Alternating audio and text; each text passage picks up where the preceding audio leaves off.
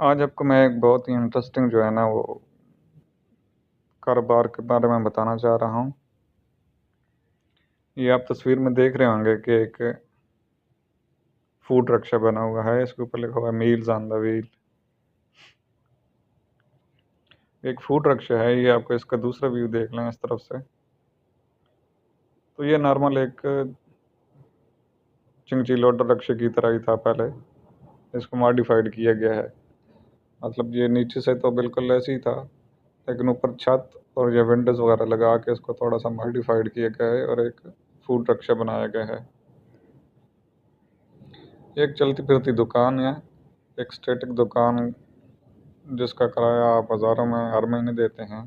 उससे बेहतर है कि आप एक ही दफ़ा खर्चा करके एक इस तरह का रक्षा बनवा लें और उसको फिर जहाँ मर्ज़ी ले जाएं, जहाँ मर्ज़ी आप अपनी दुकानदारी करें, जो कुछ मर्ज़ी आप बेचें।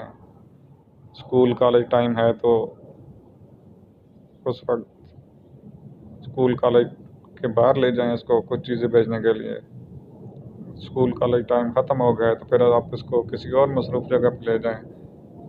मतलब आप इस पे अपनी पसंद की चीज़ें रख के बेच सकते हैं और इससे आप अच्छी खासी इनकम कर सकते हैं।